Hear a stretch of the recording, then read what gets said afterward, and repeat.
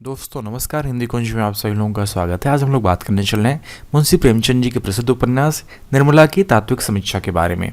इस तरह के प्रश्न आपकी परीक्षाओं में आ सकते हैं कि निर्मला उपन्यास के तत्वों के आधार पर समीक्षा कीजिए। तो इस तरह के प्रश्न आप किस प्रकार उत्तर लिखेंगे, यहाँ पर नमूने के तौर पर बात की जा रही है।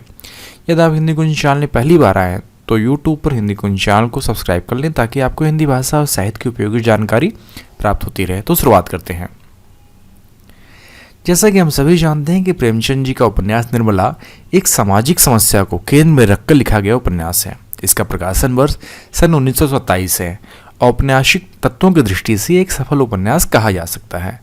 उपन्यास में कुल 6 तत्व माने जाते हैं, जैसा पहला है कथावस्तु, दूसरा चित्रण, देशकाल, कथोपकथन, भाषा शैली और उद्देश्य।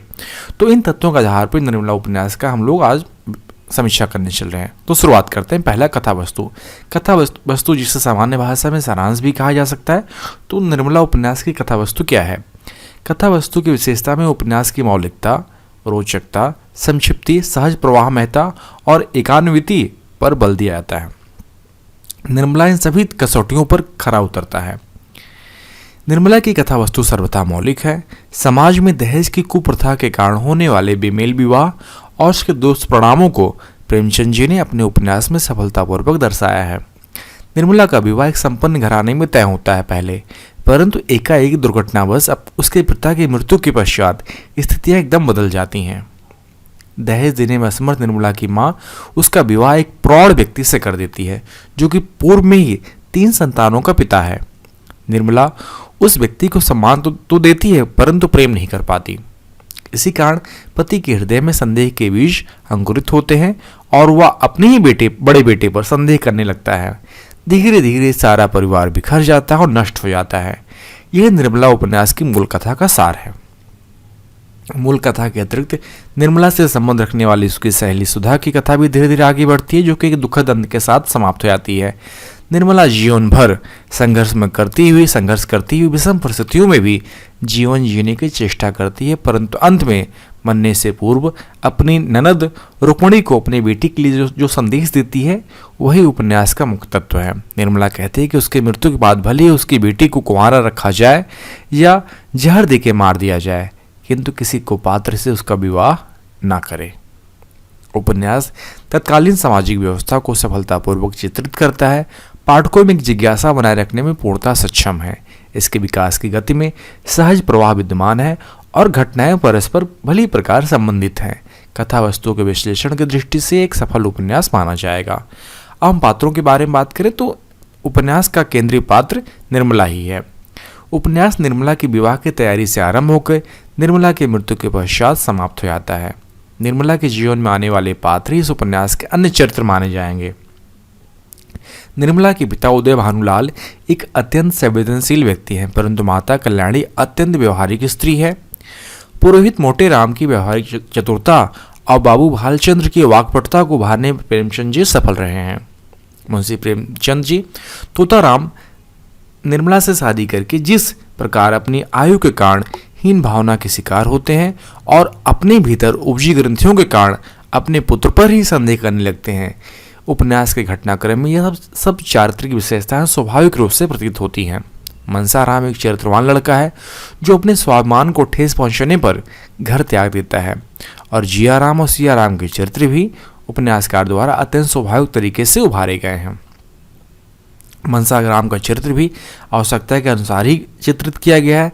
निर्मला के ससुराल में ही रहने वाली उसकी ननद रुक्मिणी एक विधवा स्त्री है, जो कि परिस्थितिवश निर्मला से समय समय पर घृणा और प्यार दोनों ही करती है। सुधा एक सहृदय स्त्री है जो कि निर्मला की पीड़ा को समझती है और वह किसी न किसी प्रकार से उसकी सहायता करती रहती है। वह अंत तक निर्मला से अपनी मित्रता का निर्वाह करती है। सुधा के पति डॉक्टर सिन्हा निर्मला के परिवार के शुभचिंतक बन जाते हैं, परंतु मन ही मन वह निर्मला पर आसक्त भी हैं।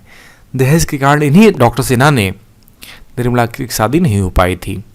निर्मला से प्रणय निवेदन करने पर पत्नी से मिली प्रताड़ना पर आत्म गलाने के कारण डॉक्टर सिन्हा आत्महत्या कर लेते हैं।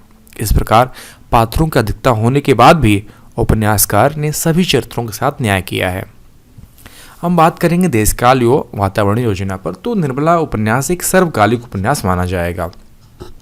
किसी भी समाज में किसी भी समय निर्मला जैसी गरीब अभागी लड़कियों के साथ इस प्रकार की घटनाएं हो सकती हैं।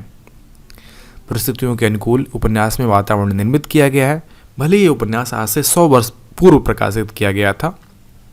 यह समय देश की स्वतंत्रता के लिए आरंभ होने वाले छोटे बड़े आंदोलनों का समय था, परंतु उपन्यास में राष्ट्रीय जागृति वाली कोई बात दिखाई नहीं देती। निर्मला का कथा वस्तु और उसके जो विषय वस्तु है उसमें समाज, परंपराओं और रूढ़ियों से जकड़ा हुआ एक अंधकारमय समाज है जिसमें प्रकाश का प्रवेश वर्जित है। कथोपकथन के बारे में बात करें तो कथोपकथन पात्रों, घटनाओं और परिस्थितियों के अनुकूल, चुटेले और मार्मिक है। कथोपकथन के द्वारा उपन्यासकार ने घटनाओं के विकास, उसकी लुप्त कड़ियों को जोड़ने और पात्रों के चरित्रांकन आदि प्रयोजनों की भी सिद्धि की है। उदाहरण के लिए मनसाराम और निर्मला के मध्य यह संवाद प्रस्तुत है जो कि मनसाराम के रुष्ट होने और निर्मला के मनाने की चेष्टा को प्रकट करता है। मनसाराम चौंक कर बोलता है, कौन? निर्मला ने कांपते हुए स्वर में कहा, मैं तो हूँ। भोजन करने क्यों नहीं चले आ रहे हो? कितनी रात गई? मनसाराम ने मुंह फेर कर कहा, मुझे भूख नहीं है। निर्मला, ये तो 3 बार भूंगी से भी सुन चुकी हूँ। मनसाराम, तो चौथी बार मेरे मुंह से सुन लीजिए। निर्मला, शाम को भी तो कुछ नहीं खाया था, भूख क्यों नहीं लगी? मनसाराम ने व्यंग्य हंसी हंसकर कहा, बहुत भूख लगेगी तो आएगा कहाँ से? निर्मला, मेरे कहने से चलकर थोड़ा सा खा लो, तुम ना खाओगे तो मैं भी जाकर सो रहूंगी। मेरे लिए आपको इतना कष्ट हुआ, इसका मुझे खेद है। निर्मला, या तुम कैसे समझ सकते हो कि तुम भूखे रहोगे और मैं खाकर सो रहूंगी? क्या बीमाता होने के नाते मैं ऐसी स्वार्थनी हो जाऊंगी? हम बात करेंगे निर्मला उपन्यास की भाषा शैली के बारे में। तो भाषा शैली की दृष्टि से यह तथ्य अवश्य स्वीकार किया जाता है कि औपन्यासिक कृति की भाषा अधिक क्लिष्ट और दुरूह न हो और वह पात्रों की सामाजिक मानसिक दशा के अनुकूल हो तथा उसमें भाव व्यंजना की पूर्ण क्षमता विद्यमान होनी चाहिए। निर्मला की भाषा शैली इन सभी कसौटियों पर खरी उतरती है। जहाँ तक शब्द प्रयोग का संबंध है, प्रेमचंद जी की प्रवृत्ति उर्दू व हिंदी के तद्भव शब्दावली के प्रयोग की ओर अधिक रही है। यद्यपि कहीं कहीं तत्सम शब्दों का प्रयोग भी मिलता है। वाक्य योजना की दृष्टि से उपन्यास में संक्षिप्त और लंबे दोनों ही प्रकार के वाक्य मिलते हैं। अवसर के अनुकूल कहावतों और मुहावरों का भी प्रयोग हुआ है।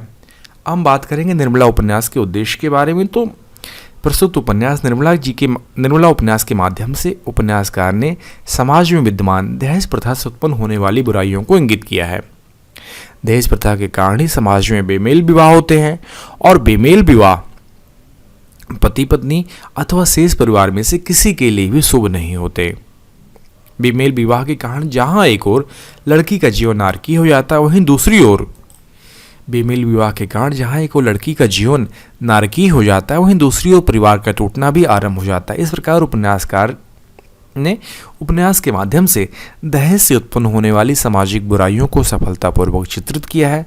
उपन्यास से हमें यह भी संदेश मिलता है कि दहेज और बेमेल विवाह समाज की भयानक कृतियां हैं जिन्हें समाप्त कर ही देना चाहिए। तो इस प्रकार हम उपन्यास के तत्वों के आधार पर निर्मला उपन्यास की समीक्षा हम लोगों ने की, विश्लेषण किया। तो इनमें हम जान पाए कि निर्मला की उपन्यास की कथा वस्तु क्या है, चरित्र चित्रण उपन्यासकार ने किस प्रकार किया और देश काल और वातावरण क्या रहा है और कथोपकथन किस प्रकार रही, भाषा शैली किस प्रकार और निर्मला उपन्यास का उद्देश्य क्या है। तो निर्मला प्रेमचंद जी का एक प्रसिद्ध उपन्यास है और एक सामाजिक समस्या दहेज प्रथा, बेमेल विवाह इसमें मुख्य है। इसको आधार में रख के उपन्यास लिखा गया है। आशा करता हूँ कि आप इस लेख के माध्यम से अपने परीक्षा में अधिक से अधिक अंक उठा पाएंगे और अपने उत्तर अच्छे ढंग से लिख पाएंगे। यदि आपको ये लेख लिखित रूप में चाहिए तो नीचे डिस्क्रिप्शन बॉक्स में लिंक दिया गया है, जहां पर जाकर आप निर्मला उपन्यास की तात्विक समीक्षा उपन्यास के तत्वों के आधार पर प्राप्त कर सकते हैं।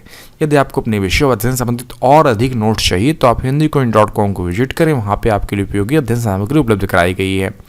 आशा करता हूँ कि वीडियो आपके लिए उपयोगी सिद्ध होगा। आप सभी का वीडियो देखने के लिए बहुत बहुत धन्यवाद।